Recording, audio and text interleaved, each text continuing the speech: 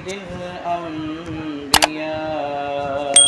خاتم المرسلين وعلى آله وأصحابه أجمعين. أما بعد فأعوذ بالله من الشيطان الرجيم. بسم الله الرحمن الرحيم.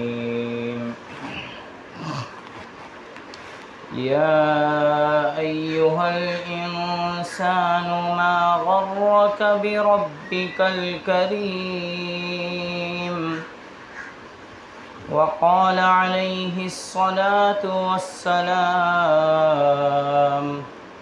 إذا كانت ليلة النصف من شعبان فقوموا ليلها وصوموا نهارها، أو كما قال عليه الصلاة والسلام. صدق الله مولانا العظيم وصدق رسوله النبي الكريم، ونحن على ذلك لمن الشاهدين والشاكرين، والحمد لله رب العالمين. काबिल एहतराम मेरी माँओं और बहनों, अस्सलामु अलैकुम वरहमतुल्लाहि वबरकातुह। अल्लाह के फज़्ल व करम से ही उसके तज़किरे की तौफ़ीक़ मिला करती है। जो भी मजलिस कहीं दीन की होती है, उसका सबसे बड़ा फ़ायदा और कम से कम फ़ायदा तो ये ज़रूर होता है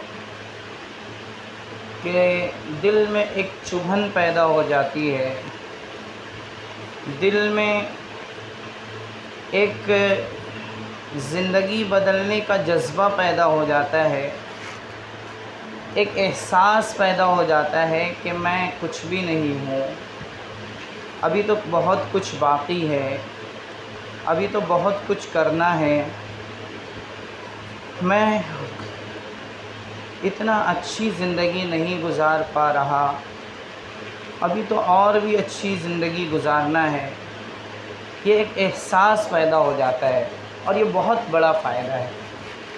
दीन की मजलिस का ये बहुत बड़ा फ़ायदा है कि दीन की मजलिस से ये एहसास पैदा हो जाए कि अभी मुझे बहुत कुछ करना है, अभी मुझे बहुत अच्छा बनना है, अभी मुझे अल्लाह से बहुत करीब होना है। तो दीन की मजलिसों को अटेंड करते रहना चाहिए, जब भी मौका आए उसमें शिरकत करना चाहिए। अल्लाह ने आज हम सबको ये मौका अता फ़रमाया है और अभी चंद घंटों के बाद अल्लाह के फ़ज़्ल व करम से हम सबको ऐसी शब नसीब होने वाली है जिसे शब नजात कहा जाता है, जिसे शब बराअत कहा जाता है। और ये बड़ी अज़ीमुश्शान रात है, बड़ी बाबरकत रात है, बड़ी रहमतों और बरकतों वाली रात है। इस रात में दुआएं कबूल होती हैं, इस रात में अल्लाह तबारक व तआला से मग़फ़िरत और बख्शिश मांगा जाता है। ये रात बख्शिश और मग़फ़िरत मांगने की रात है। इस रात की सबसे बड़ी इबादत ये है कि हम सब अल्लाह से बख्शिश मांग लें, अल्लाह से अपने गुनाहों की तौबा कर लें, अपनी आइंदा ज़िंदगी को बदलने का इरादा और अज़्म कर लें। यही इस रात की सबसे बड़ी इबादत है। और जिसकी बख्शिश हो जाए उसकी अल्लाह से दोस्ती लग जाती है, जिसकी तौबा कबूल हो जाती है, जिसको अल्लाह ताला माफ़ फरमा देते हैं, तो उसकी अलामत ये होती है कि उसका अगला दिन ये पिछले दिन से बेहतर हो जाता है, उसका हर आने वाला दिन पिछले दिन से बेहतर होता चला जाता है। वो हर दिन का पक्का नमाजी और रोज़ाने का नमाजी बन जाता है, वो हमेशा का नमाजी बन जाता है। जिसकी माफ़ी हो जाए, जिसकी बख्शिश हो जाए, फिर वो अल्लाह का दोस्त बन जाता है। जिस औरत की बख्शिश हो जाए वो उससे अल्लाह की दोस्ती लग जाती है, अल्लाह उसे अपने करीब कर लेते हैं। और जब हम किसी बाइख्तियार और बड़े हाकिम और बड़ी ताकत वाले के करीब हो जाएं, फिर वह हमारे लिए अच्छे ही फ़ैसले करता है। तो आज सबसे बड़ा काम हमारा इस रात में ये होगा कि हम अल्लाह से टूट टूट कर रो रो कर अपने गुनाहों की बख्शिश तलब करें कि अल्लाह माफ़ कर दीजिए। बचपन से लेकर अब तक जितने गुनाह हुए हैं अल्लाह माफ़ कर दीजिए। सारे गुनाहों की माफ़ी और बख्शिश अल्लाह से तलब करने की रात है। जिसकी बख्शिश हो गई, जिसके गुनाहों की माफ़ी हो गई, तो फिर वो अल्लाह से करीब हो जाएगी। और जो अल्लाह से करीब हो जाएगी, फिर अल्लाह ताला उसके साथ दोस्तों वाला मामला करेंगे। दुश्मनों के बारे में तो अल्लाह ताला ने फरमाया कि उन्हें नमाज की तौफ़ीक़ नहीं होती। जब दोस्ती लग जाएगी फिर ये हमेशा की नमाजी बन जाएगी। अल्लाह ने दुश्मनों के बारे में फरमाया कि वो ज़कात अदा नहीं करते। जब किसी औरत की अल्लाह से दोस्ती लग जाएगी तो फिर वो ज़कात पाई पाई का हिसाब करके अदा करेगी। दुश्मनों के बारे में फ़रमाया कि वो लोगों के ताल्लुक़ से दिल में कीना रखते हैं, नफ़रत रखते हैं, बुग़्ज़ रखते हैं, जलन रखते हैं, नफ़रत रखते हैं। जब अल्लाह से दोस्ती लग जाएगी तो दिल में लोगों के मोहब्बत पैदा हो जाएगी, लोगों की मोहब्बत दिलों में आ जाएगी। कीना से दिल साफ़ हो जाएगा, दिल में किसी किस्म की किसी की नफ़रत नहीं होगी। अल्लाह ने दुश्मनों के बारे में फ़रमाया कि वो अल्लाह से दूर होते हैं, अल्लाह का ज़िक्र नहीं करते, लेकिन जब दोस्ती लग जाएगी तो ज़िक्र में मज़ा आएगा। कुरान करीम में अल्लाह ताला ने इरशाद फरमाया, मन अमिला सालिहन मिन ज़करिन औ उन्सा व हुवा मुमिन फलनुहयिन्नहु हयातन तय्यिबा, कि दो काम करें तो अल्लाह से दोस्ती लग जाती है, अल्लाह उसे अपने करीब कर लेते हैं, वो चाहे मर्द हो चाहे वो औरत हो। वो दो काम क्या है? एक तो अल्लाह ने जिन कामों के करने का हुक्म दिया है उन कामों को करें, जिन कामों से मना किया है उन कामों से बचें। और दूसरा, अक़ीदे दुरुस्त रखें, यानी अपने गुनाहों की माफ़ी मांग कर अपनी ज़िंदगी को अल्लाह की रज़ामंदी के मुताबिक गुजारें, जैसा वो चाहते हैं वैसा चलें, जिसमें उनकी खुशी हो वो काम करें, तो फिर अल्लाह ताला ज़िंदगी मज़ेदार बना देते हैं। फिर चाहे बड़े से बड़ा घर ना हो, चाहे अच्छे से अच्छे दोस्त ना हो, चाहे बैंक बैलेंस ना हो, चाहे बड़ी बड़ी राहतों आराम के सामान ना हो, लेकिन जब अल्लाह से दोस्ती लगती है तो दिल में अल्लाह ताला सुकून पैदा कर देते हैं। यानी इससे पता चला कि अल्लाह ताला बैंक बैलेंस दुश्मनों को भी अता करते हैं, अल्लाह ताला बड़े बड़े घर दुश्मनों को भी देते हैं, अल्लाह ताला सेहत दुश्मनों को भी देते हैं, लेकिन अपने दोस्तों को अल्लाह ताला वो चीज़ देते हैं, वो पसंदीदा ज़िंदगी देते हैं जो अपने दुश्मनों को नहीं देते। और ये पसंदीदा ज़िंदगी और ये खुशगवार ज़िंदगी किसे मिलती है? जिसकी बख्शिश हो जाए, जिसके गुनाह माफ़ हो जाएं, जो अपने गुनाह बख्शवा ले। तो आज हम सबको एक रात ऐसी नसीब होने वाली है कि जिसमें हम अपने अल्लाह से रो रो कर गिड़गिड़ा कर अपने गुनाहों की बख्शिश करवा के हम अपनी ज़िंदगी को, आने वाली ज़िंदगी को बेहतर से बेहतर बना सकते हैं। तो उसका तरीक़ा क्या है? किस तरह हम माफ़ी मांगें, किस तरह हम बख्शिश तलब करें? तो सबसे पहले 2 रकात सलातुत तौबा पढ़ें। जब शब बारात शुरू हो और उसका वक्त शुरू होता है ऐन मगरिब के वक्त से, जैसे ही सूरज गुरूब होता है, सूरज छुपता है, वैसे ही शब बारात आज की शुरू हो जाएगी। जैसे ही शब बारात शुरू हो, मगरिब की नमाज़ अदा करें, उसके बाद फिर सुन्नत पढ़ें, नफ़ल पढ़ें, और फिर अगर अल्लाह तौफ़ीक़ दे, ताकत और हिम्मत हो तो सलातुल अव्वाबीन पढ़ें, जिसे अव्वाबीन की नमाज़ कहा जाता है। वो 6 रकात भी है, और अगर किसी को अल्लाह और तौफ़ीक़ दे तो वो 20 रकात भी पढ़ सकता है। 20 रकात पढ़े, 6 रकात पढ़े, और उसके बाद फिर 2 रकात सलातुत तौबा की नीयत से पढ़े, और फिर सलातुल हाजत की नीयत से पढ़े। 2 अलग अलग भी पढ़ सकते हैं, एक में भी नियत कर सकते हैं। बहरहाल अलग अलग नियत करें तो बेहतर है। 2 सलातुत तौबा, 2 सलातुल हाजत। उसके बाद अल्लाह से सबसे पहले बख्शिश तलब करें, और अल्लाह से इस तरह माफ़ी मांगें। पहले तो हाथ उठाएं, सीने के सामने अपने हाथ यूँ बुलंद करें, और उसके बाद हाथ मिले हुए हों, और उसके बाद सबसे पहले अल्लाह की तारीफ़ करें, अल्हम्दुलिल्लाहि रब्बिल आलमीन। अल्लाह की सबसे बड़ी तारीफ़ यही है कि अल्लाह के लिए ये अल्फ़ाज़ इस्तेमाल किए जाएँ, अल्हम्दुलिल्लाहि रब्बिल आलमीन। ये हो गई तारीफ़। उसके बाद दरूद शरीफ पढ़ें, अल्लाहुम्मा सल्ली अला सय्यिदिना मुहम्मद व अला आलि सय्यिदिना मुहम्मद व बारिक व सल्लिम। या जो भी दरूद शरीफ याद हो, दरूद इब्राहिमी जो भी याद हो वो पढ़ें। उसके बाद सबसे पहले अपने लिए गुनाहों की माफ़ी तलब करें कि ए अल्लाह, मैं कमज़ोर हूँ, मुझे माफ़ कर दीजिए, अल्लाह मुझे माफ़ कर दीजिए, अल्लाह मुझे माफ़ कर दीजिए। बार बार कहे, बार बार कहे, इतनी बार कहे कि यकीन हो जाए कि अल्लाह ने अब माफ़ कर दिया होगा।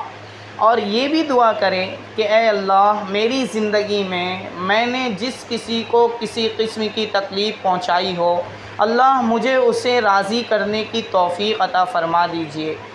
ये भी दुआ करें।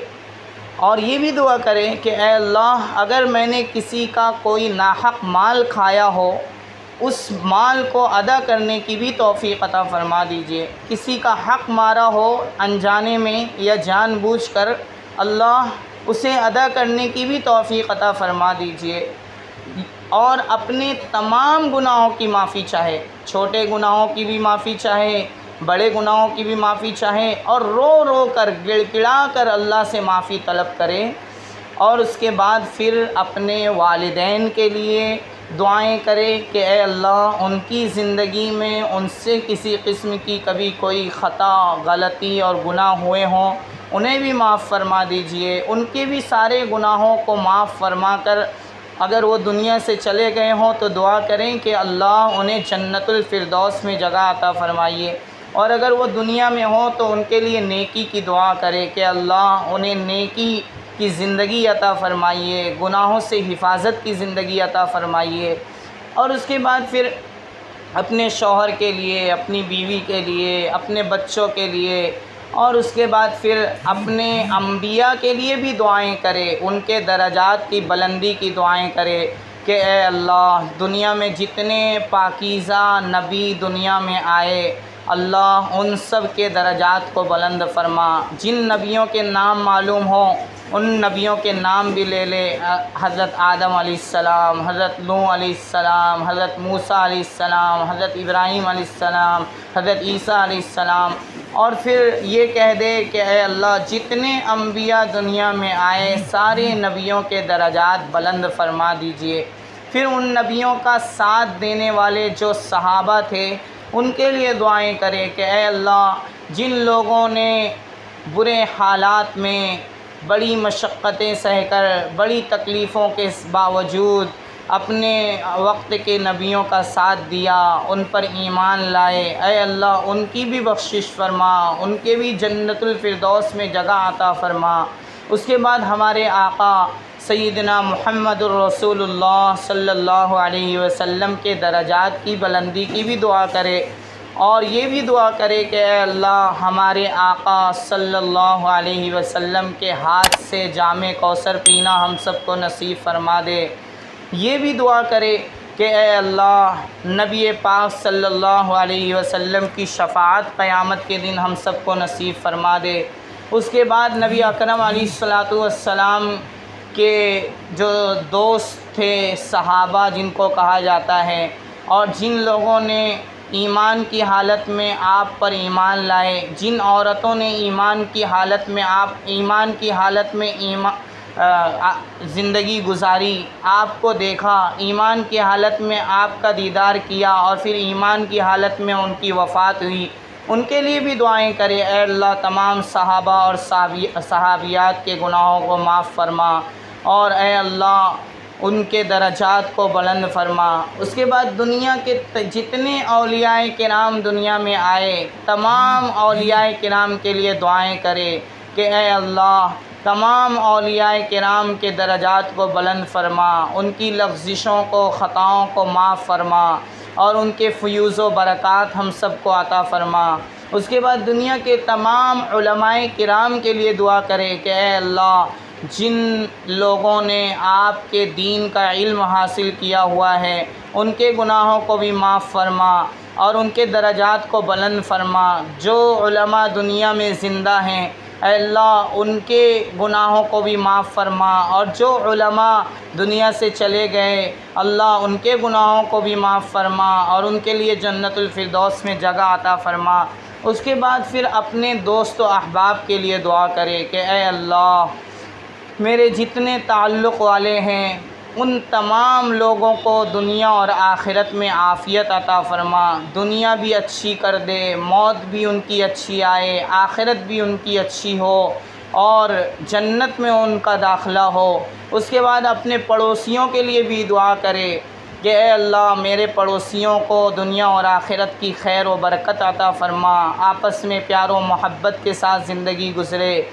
उसके बाद फिर तमाम तरह की दुआएं करने के बाद आखिर में फिर दरूद शरीफ पढ़कर दुआएं मुकम्मल कर ले। ये दुआ करने का तरीक़ा है।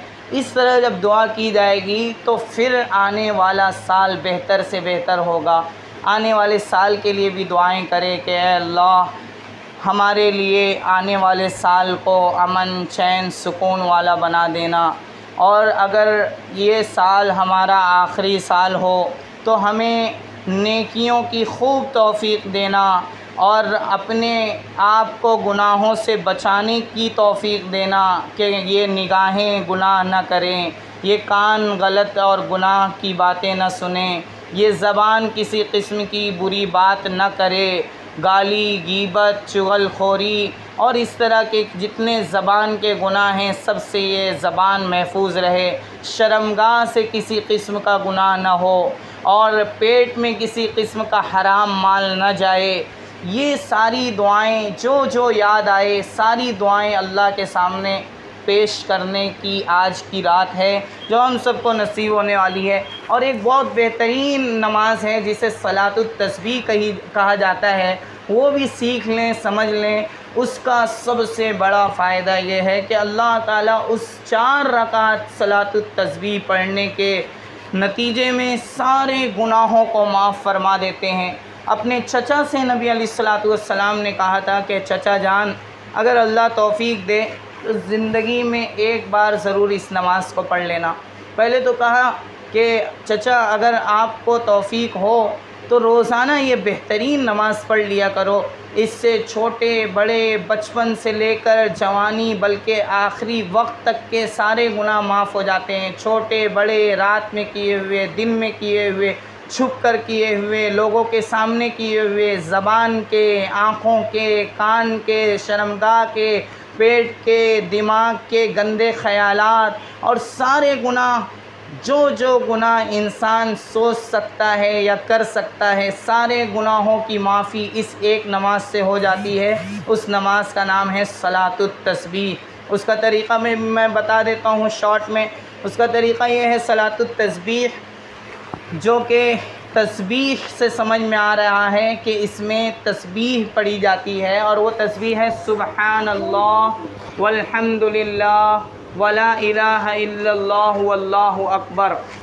एक रिवायत में है कि वल्लाहु अकबर के बाद वला हौला वला कुव्वता इल्ला बिल्लाह, ये भी मिला लें, और अगर ना भी मिलाएं तो भी कोई हरज नहीं। अगर मिला लें तो वला हौला वला कुव्वता इल्ला बिल्लाह, इल्ला बिल्लाहिल अलिय्यिल अज़ीम भी अगर कर ले तो कोई हरज नहीं, और इल्ला बिल्ला तक पढ़े तब भी कोई हरज नहीं। इसका तरीक़ा ये है कि ये 4 रकात नमाज है और पढ़ी इस तरह जाएगी कि सबसे पहले तकबीर तहरीमा कहकर हाथ बांध लिया जाएगा, और उसके बाद सना के बाद सना सुब्हानकल्लाहुम्मा व बिहम्दिका पूरा पढ़ने के बाद फिर ये 10 मरतबा पढ़ा जाए या 15 मरतबा। पहले 15 मरतबा पढ़ लिया जाए सुब्हानल्लाहि वल्हम्दुलिल्लाह वला इलाहा इल्लल्लाहु वल्लाहु अकबर, सिर्फ़ इतना ही, या वला हौला वला कुव्वता इल्ला बिल्लाह। ये 15 मरतबा पढ़ा जाए और हाथ बंधे हुए हों, अंदाज़े से गिने या अपनी उंगली दबाती रहे। हर एक मरतबा पढ़ने पर उंगली दबाती जाए, जितनी मरतबा होता जाए उंगली दबाकर अंदाज़ा लगाती जाए। अपनी उंगलियों से शुमार न करे, उंगलियां दबाकर अंदाज़ा करे, या जिस तरह हो सके उस तरह कर ले, लेकिन किसी किस्म की हरकत नहीं की जा सकती, इसमें उंगलियों से गिना नहीं जा सकता। अंदाज़े से ही 15 मरतबा पढ़ना है। फिर सूरह फातिहा पढ़े, फिर कोई सूरत मिलाए, उसके बाद फिर 10 मरतबा फिर पढ़े। यही सूरत मिलाने के बाद रुकू में जाने से पहले 10 मरतबा यही तस्बीह पढ़ना है, जिसे सुवम कलिमा तमजीद भी कहा जाता है। सुब्हानल्लाहि वल्हम्दुलिल्लाहि वला इलाहा इल्लल्लाहु वल्लाहु अकबर वला हौला वला कुव्वता इल्ला बिल्लाहिल अलिय्यिल अज़ीम। ये 10 मरतबा पढ़े, कितना हुआ? 15, 10, 25। उसके बाद रुकू में जाए, रुकू की तस्बीह पढ़े सुब्हान रब्बियल अज़ीम, सुब्हान रब्बियल अज़ीम, सुब्हान रब्बियल अज़ीम। रुकू की तस्बीह 3 मरतबा या 5 मरतबा पढ़ने के बाद फिर 10 मरतबा वो तस्बीह पढ़े सुब्हानल्लाहि वल्हम्दुलिल्लाह। कितना हो गया? 15, 10, 25, 10, 35 हो गया। फिर रुकू से उठने के बाद तहमीद करे, यानी पहले तो समी अल्लाहु लिमन हमीदा कहे, फिर रब्बना लकल हम्द कहे, उसके बाद फिर 10 मरतबा वही तस्बीह पढ़े। कितना हो गया? 45। उसके बाद फिर सजदे में जाए अल्लाहु अकबर कहकर, और सजदे की तस्बीह पढ़े सुब्हान रब्बियल आला, सुब्हान रब्बियल आला, सुब्हान रब्बियल आला 3 बार 5 बार, जितनी बार भी अल्लाह तौफीक दे। पढ़ने के बाद उसके बाद फिर 10 मरतबा वही तस्बीह पढ़े। कितना हो गया? 55। उसके बाद फिर 2 सजदों के बीच में, अभी पहला सजदा हुआ है, दूसरा सजदा करने से पहले बीच में जो बैठक हो रही है दूसरे सजदे से पहले, इसमें 10 मरतबा पढ़े। कितना हो गया? 65। फिर एक सजदा करें और उसमें ये दूसरा सजदा है, उसमें पढ़े वही तस्बीह, पहले सजदे की तस्बीह पढ़े, उसके बाद फिर ये तस्बीह पढ़े। कितना हो गया? 75। 75 मरतबा एक रकात में होगा, और इस तरह 4 रकात में 300 मरतबा तस्बीह होगी। इसी अंदाज में पढ़ना है। अब दूसरी रकात में चूँकि सना नहीं है, इसलिए खड़े होते ही तस्बीह शुरू कर दे। पहले 15 बार तस्बीह पढ़ लें, उसके बाद फिर सूरह फातिहा और सूरत मिला लें, और उसके बाद फिर 10 मरतबा, और फिर उसी अंदाज से जिस तरह बताया गया। दूसरा सजदा जब किया जाएगा तो 75 हो जाएगा। लिहाजा जब दूसरी रकात में दूसरा सजदा करके बैठेंगे तो तशहुद में नहीं पढ़ना, क्योंकि दूसरे सजदे में हो जा रहा है पूरा 75। इस तरह 4 रकातों में 300 मरतबा तस्बीह होगी, और फिर तीसरी रकात में भी सूरह फातिहा और सूरत पढ़ना है, चौथी रकात में भी सूरह फातिहा और सूरत मिलाना है, और हर रकात में ये ख्याल रहे कि 75 मरतबा हो ये तस्बीह। लेकिन अगर कहीं कुछ कमी ज़्यादती हो जाए, कहीं छूट जाए, कम हो जाए, ज़्यादा हो जाए, तो इसमें कोई हरज नहीं है, नमाज ख़राब नहीं होगी, नमाज उसी हालत में हो जाएगी और पूरा सवाब मिलेगा। बस ख्याल करें कि ठीक तरीके से हो, ताकि सही हो, और अल्लाह ताला पूरा सवाब दें। और उसका सवाब ये होगा कि सारे गुनाहों से पाकी हो जाएगी, सारे गुनाहों से सफाई हो जाएगी। और जब किसी की ज़िंदगी में गुनाह नहीं होते और ज़िंदगी गुनाहों से पाक व साफ़ होती है, उसी कदर उसके दिल में और उसकी ज़िंदगी में सुकून भर दिया जाता है। एक फ़ायदा तो ये होता है कि उसके दिल में सुकून डाल दिया जाता है। दूसरा, प्यारे लोगों के दिलों में उसका प्यार भर दिया जाता है। जो अल्लाह के प्यारे होते हैं, जो अल्लाह के महबूब बंदे और बंदियां होती हैं, उनके दिलों में उसका प्यार भर दिया जाता है। हम गुनहगारों को महसूस होता है कि हमारे ताल्लुक़ से अच्छे लोगों के दिलों में मोहब्बतें नहीं होती, अच्छे लोगों से हम खुद दूर भागते हैं, वहशत महसूस होती है। इससे पता चला कि हमारी ज़िंदगी में बड़े गुनाह हैं जिनकी माफ़ी करवाना बहुत ज़्यादा ज़रूरी है।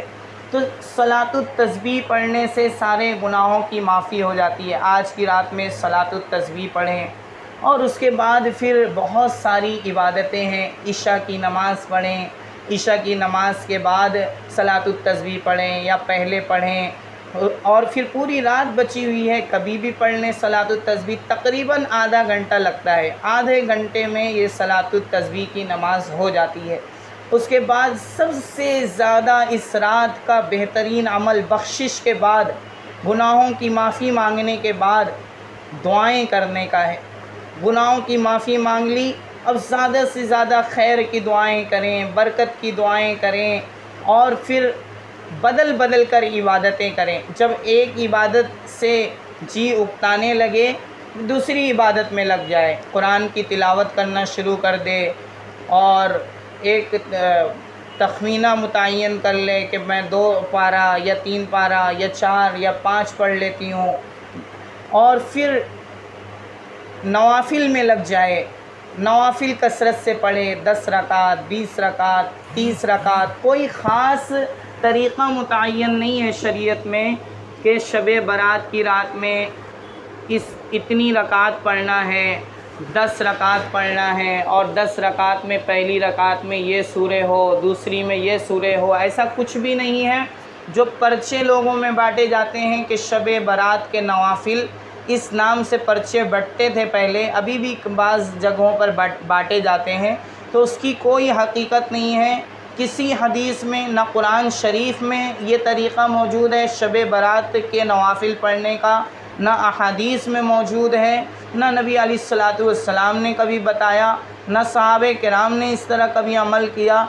बल्कि बस नवाफिल पढ़ना है, जौन सी चाहे सूरत मिला ले, जहाँ से चाहे पढ़ ले, और फिर जब नवाफिल भी हो जाए तो ज़िक्र अस्कार में लग जाए, इस्तिग़फ़ार पढ़ ले, दरूद शरीफ पढ़ ले 1000 मरतबा, 2000, 3000, जितना अल्लाह तौफ़ीक़ दे।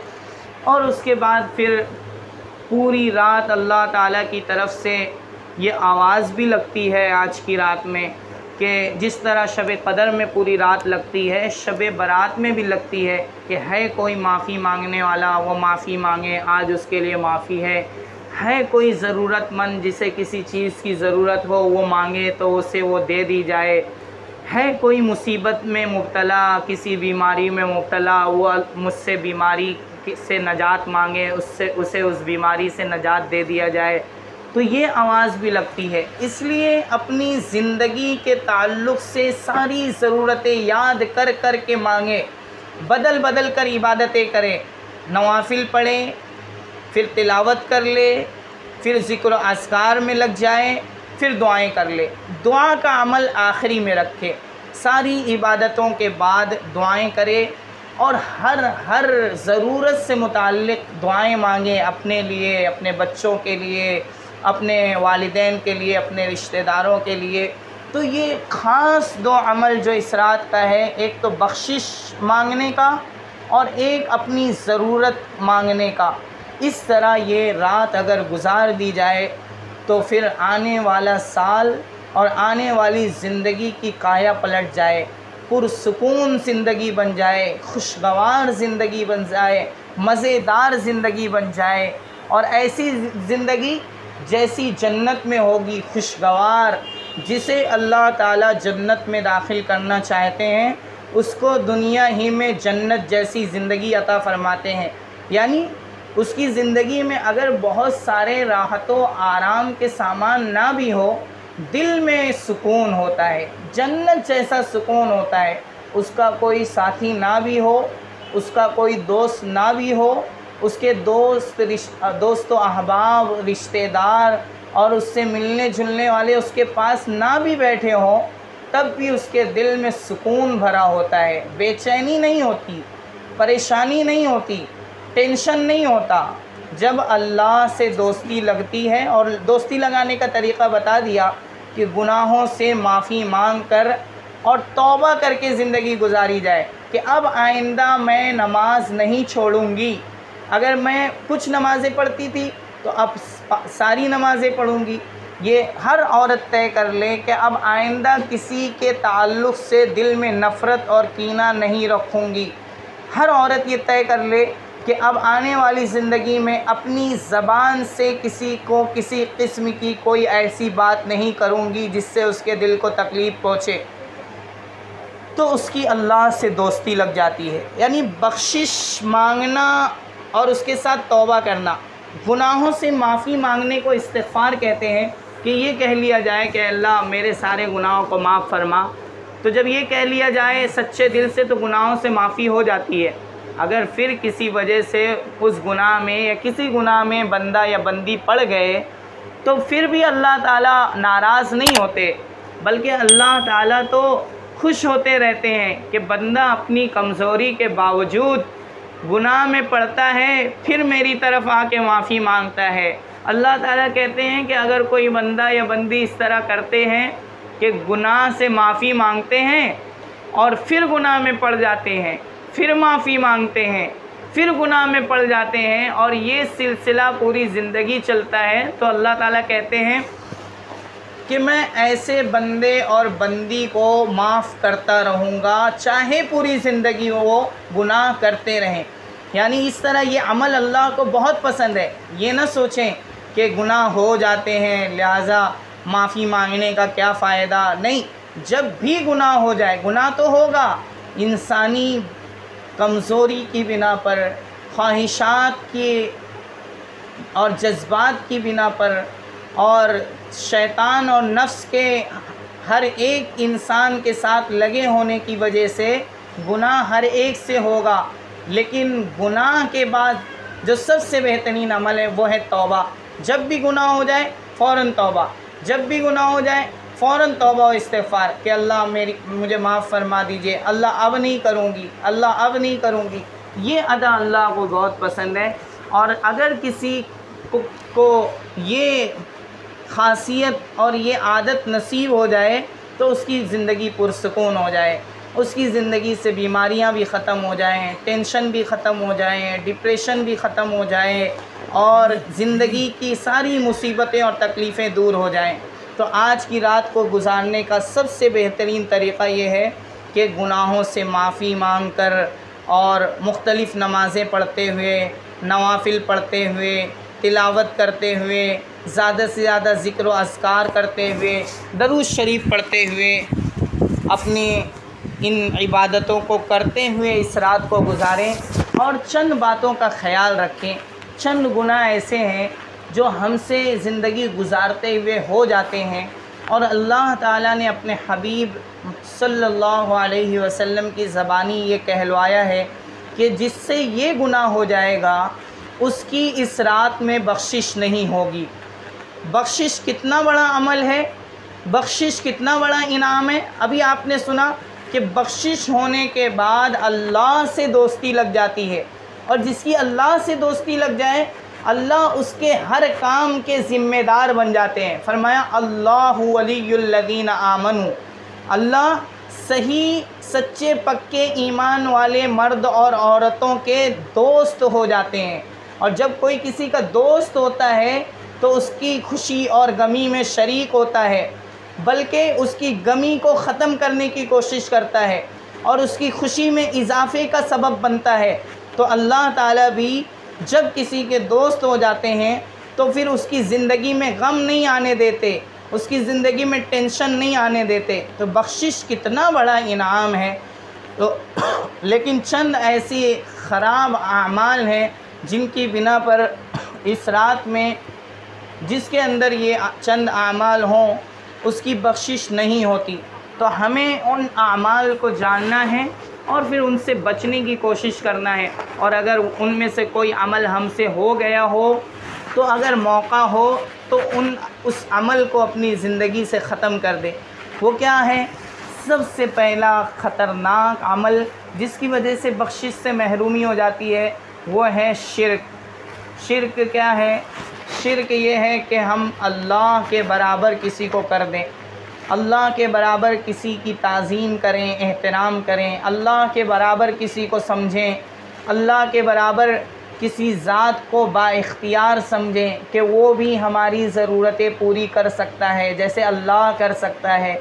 जैसे हम अल्लाह से मांगते हैं फ़लाँ नबी या वली से भी मांग सकते हैं। जैसे हमारी ज़रूरतें अल्लाह पूरी करते हैं फ़लाँ नबी और वली भी पूरी कर सकते हैं।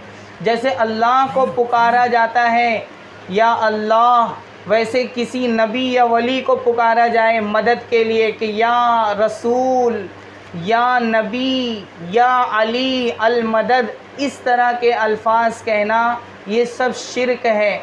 और जो शिर्क करेगा, जिससे शिर्क हो जाए तो फिर उसकी इस रात में बख्शिश नहीं होगी। पहले वो शिर्क से तौबा करे कि आइंदा कभी ये गुनाह नहीं होगा, आइंदा कभी शिर्क नहीं होगा।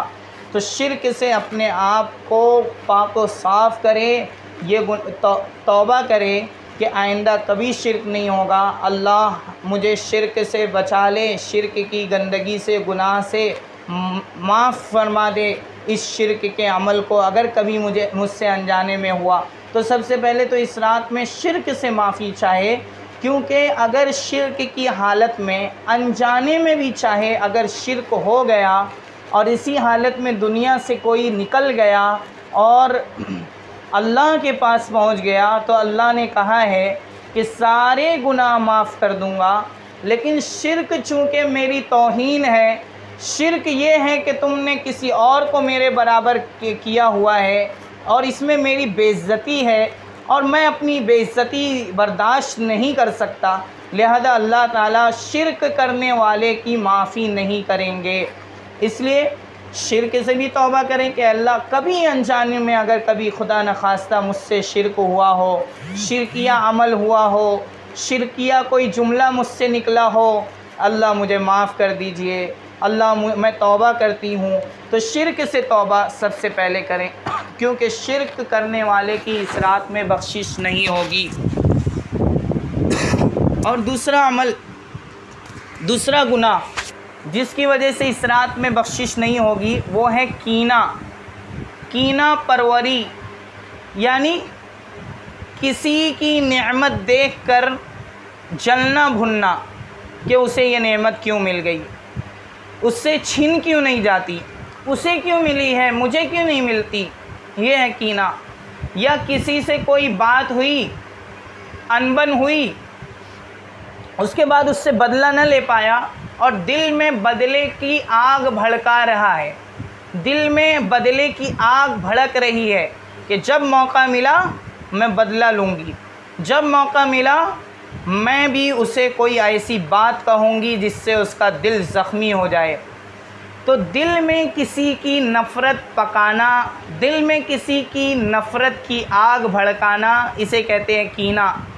या किसी की नेमत से जलना कि उसे क्यों मिल गई, मुझे क्यों नहीं मिली, यानी किसी की नफ़रत दिल में डालना, दिल में पकाना, इसे कहते हैं कीना।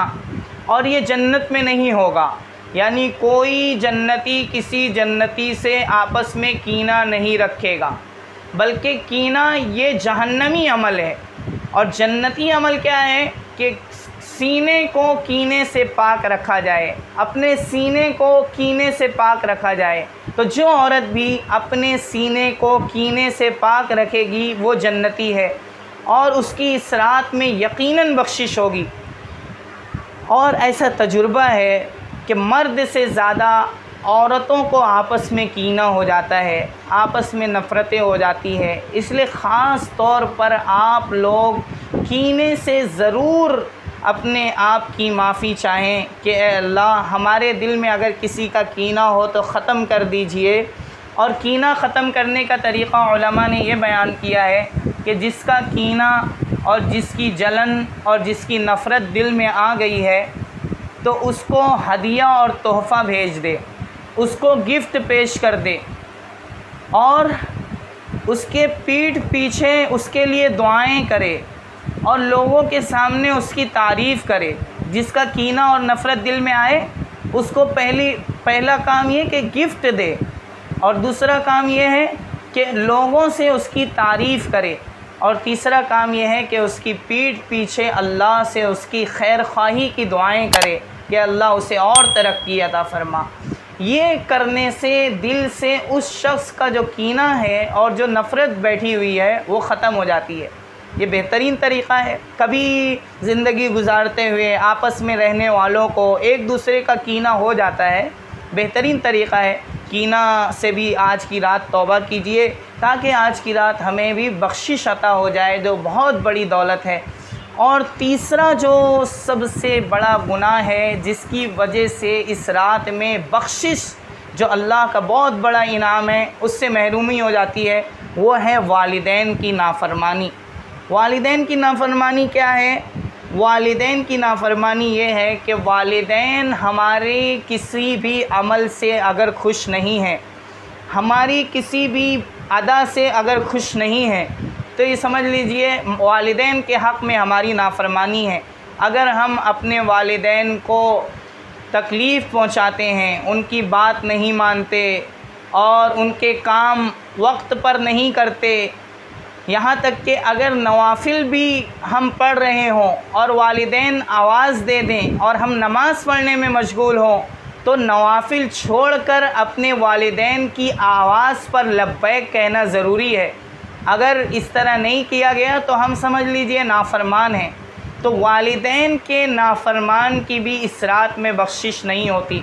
वालिदैन का फरमाबरदार कौन है? जिससे उसके वालिदैन दिल से खुश हों कि ये मेरा बच्चा हर मौके पर, ये मेरी बच्ची हर आवाज़ पर लब्बैक कहती है, मेरी सारी बातें मानती, दिल से कहे। वैसे ज़बान से तो हर माँ बाप कह देते हैं कि मेरा बच्चा बहुत अच्छा है, लेकिन दिल से अगर कोई माँ बाप किसी औलाद से राज़ी हों तो ये समझ लीजिए कि वो औलाद फर्मा बरदार है। और ये माँ बाप की फर्मा बरदारी इतना ज़रूरी है कि दुनिया को भी अगर जन्नत बनाना हो तो वालिदैन की फर्मा बरदारी इंतहाई ज़रूरी है। आखिरत में जन्नत तो बिना माँ बाप के रज़ामंदी के मिल ही नहीं सकती, क्योंकि अल्लाह ताला ने माँ के कदमों के नीचे जन्नत रखी है। यानी अपने आप को इतना ज़लील कर लो, माँ के कदमों में गोया अपने आप को बिछा दो, तब तुम्हें जन्नत मिलेगी। इतना ज़लील करने के बाद माँ के सामने अपने आप को इतना ज़्यादा आजिज़ और इतना उसका फर्मा बरदार बनाने के बाद फिर जन्नत मिलती है कि उसको तकलीफ़ पहुँचाना तो दूर की बात, उफ़ और ऊँ जैसे कलिमात भी ना कहे। जैसे हम कह देते हैं किसी को ऊँ जैसे कलिमात कहना भी माँ बाप के सामने हराम है। माँ के सामने भी इस तरह के कलिमात कहना, इस तरह का कोई लफ्ज़ कहना और बाप के सामने भी कहना ये हराम है। बल्कि हर मौके पर उनकी उनको खुशी पहुँचाने की कोशिश करे, उनकी दिलजुई की कोशिश करे, तो फिर ये है वालिदैन की फर्मा बरदारी। और फिर वालिदैन जब दुआएं देते हैं तो दुनिया भी जन्नत बन जाती है और आखिरत भी जन्नत बन जाती है। और बाप तो जन्नत का दरवाज़ा है। यानी अगर बाप की रज़ामंदी नहीं है, बाप नाराज़ है, तो फिर जन्नत में बग़ैर दरवाज़े के कैसे कोई जा सकता है? जन्नत में दरवाज़े लगे हैं और बाप को जन्नत का दरवाज़ा करार दिया गया है। यानी अगर जन्नत मिलेगी तो बाप की रज़ामंदी से ही मिलेगी। नबी अलैहिस्सलातु वस्सलाम ने फरमाया कि बाप की रज़ामंदी रब की रज़ामंदी है। यानी अगर तुम ये जानना चाहते हो कि अल्लाह तुमसे खुश है या नहीं, तो ये देख लो कि तुम्हारा बाप तुमसे खुश है या नहीं। तुम्हारा बाप तुमसे हर वक्त शिकायत करता रहता है, लोगों से हर वक्त शिकायत करता रहता है, तो कैसे वो खुश होगा? उसकी खुशी कहाँ है? तो फिर अल्लाह भी तुमसे खुश नहीं है। और जिससे माँ बाप खुश नहीं होंगे उसकी इस रात में बख्शिश नहीं होगी। तो अल्लाह ताला से माफ़ी चाहें, अल्लाह से बार बार रोएं, गिड़गिड़ाएं कि अल्लाह मुझसे आज तक जितना माँ बाप की नाफरमानी हुई है अल्लाह माफ़ कर दीजिए, अल्लाह माफ़ कर दीजिए, आइंदा नहीं करूँगा, आइंदा नहीं करूँगा। हर औरत ये दुआ करे कि अल्लाह मुझसे मेरे माँ बाप के हक़ में किसी किस्म की कोताही हुई, उनको मैंने बचपन से लेकर अब तक अगर कोई तकलीफ़ पहुँचाई हो, अल्लाह माफ़ कर दीजिए, अल्लाह माफ़ कर दीजिए। तो वालिदैन की नाफरमानी करने वाले की भी इस रात में बख्शिश नहीं होती। और एक अमल जो ख़ास मर्दों से मुताल्लिक़ है वो है टखनों के नीचे पैजामा लटकाना। मर्दों के लिए पैजामा या लुंगी या इसी तरह कोई इज़ार पहनने का तरीक़ा ये है कि वो अपना नीचे का हिस्सा टखनों से ऊपर रखें। ये मैं आपको इसलिए बता रहा हूँ ताकि ये आप अपने घर के बच्चों को, लड़कों को और अपने शौहरों को, अपने बेटों को ये बात बताएं और उन्हें मजबूर करें। जो अच्छी औरतें होती हैं अपने घर के मर्दों को अच्छे काम पर उकसाती हैं, मजबूर करके करवाती हैं। तो आप ये जान लें कि मर्दों के लिए पैजामा या फिर पैंट टखनों से नीचे लटकाना हराम है। अगर कोई लड़का या कोई मर्द अपनी पैंट या पैजामा या लुंगी टखनों से नीचे लटकाता है तो वो जहन्नम में जाएगा और उसका पैर जहन्नम में जलेगा। और जिसका पैर जहन्नम में जाएगा तो खाली पैर नहीं डाला जाएगा, पूरा वो आदमी जहन्नम में डाला जाएगा। इतना ख़तरनाक अमल है। तो जो अपना पैजामा या अपना पैंट जो मर्द टखनों से नीचे लटकाता है उसकी भी इस रात में बख्शिश नहीं होगी। और औरतों के लिए तो ये है कि वो अपना जिस्म पूरा का पूरा छुपाएं, लिहाजा वो अपना पायचा नीचे ही करके रखेंगी। उनका तो टखनों के नीचे रहना ही ज़रूरी है, वो ऊपर ना करें।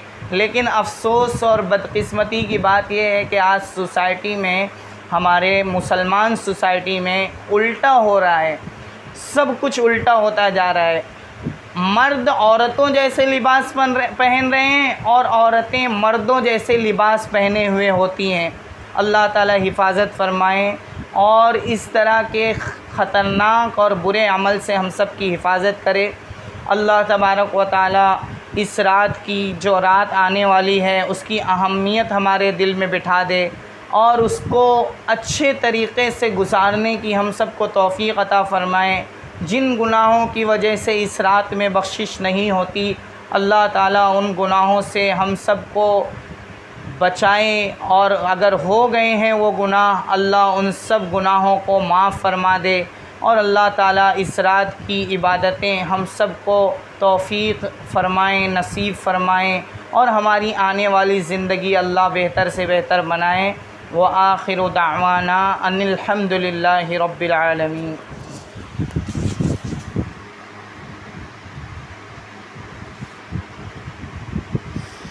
चंद मिनट बाकी हैं, दुआ कर लें। अल्लाह ताला हम सब को हमारी इन बातों को कबूल फ़रमाएँ और हम सब के लिए अल्लाह इन बातों को दुनिया और आखिरत की तरक्की का ज़रिया बनाएँ।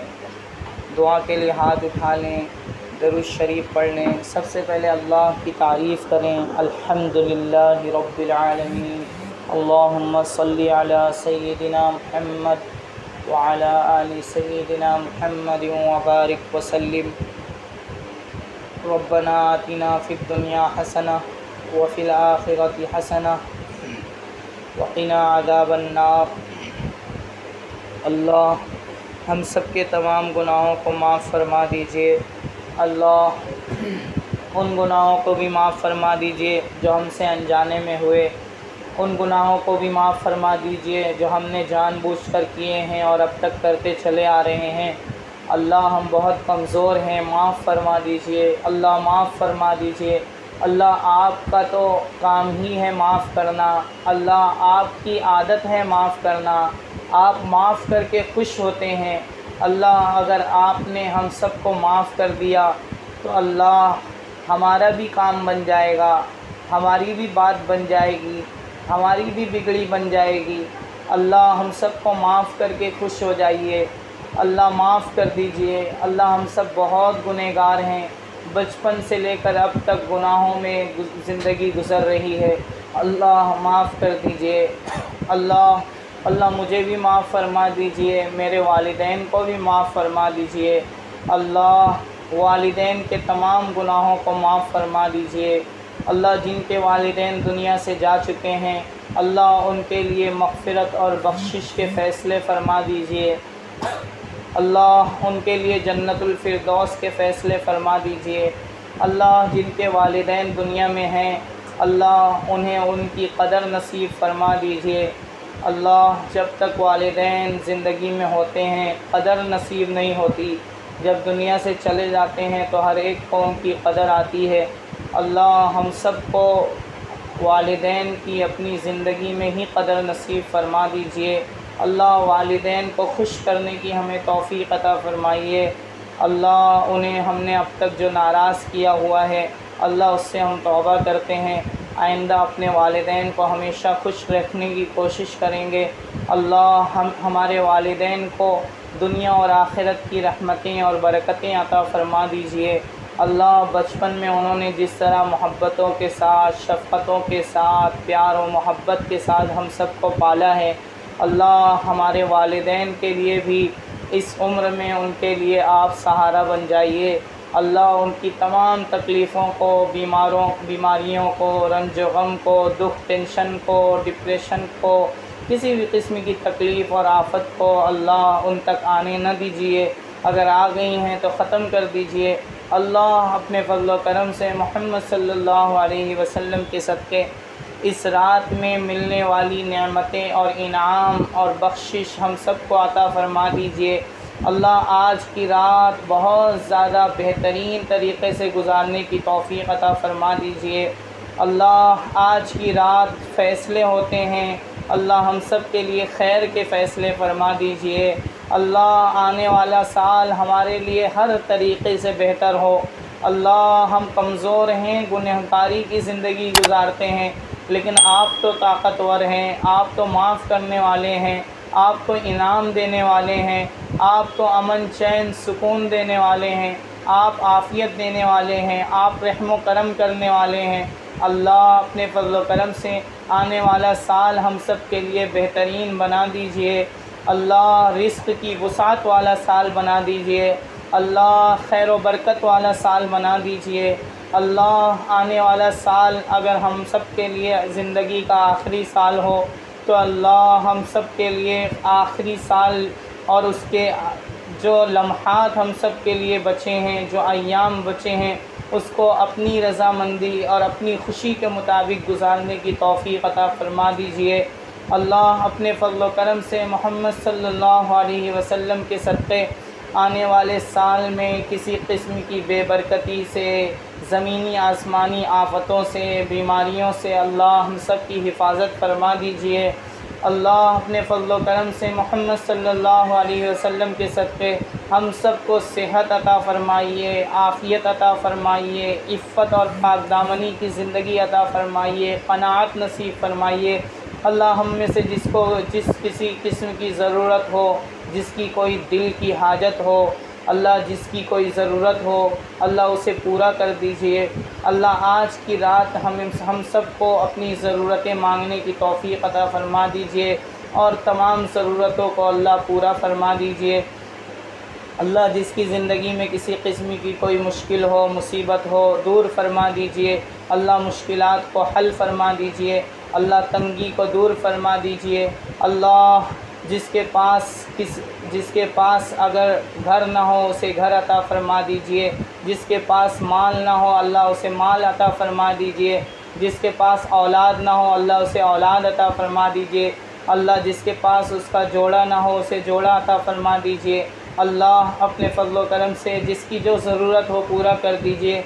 और अल्लाह आज की रात अपने शायान शान जैसा आप चाहते हैं वैसा हम सब से गुज़रवा दीजिए और फिर पूरा साल और फिर पूरी ज़िंदगी और फिर आखिरी दम तक हमें वैसा रहने की तौफ़ीक़ अता फ़रमा दीजिए जैसा आप चाहते हैं, ताकि हम दुनिया में भी सुकून की ज़िंदगी गुजारें और मौत भी हमारी सुकून और इज़्ज़त वाली और खुशगवार हो और मरने के बाद भी हम सब के लिए जन्नत का फ़ैसला फ़रमा दीजिए।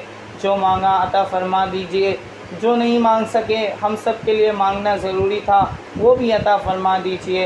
ऐ अल्लाह हम सब की ज़िंदगी में खैर व बरकत पैदा फ़रमा दीजिए, घरों में खैर व बरकत पैदा फ़रमा दीजिए, आपस में प्यार व मोहब्बत पैदा फ़रमा दीजिए। अल्लाह अपने फ़ज़ल व करम से सारी दुआएं कबूल फ़रमा लीजिए।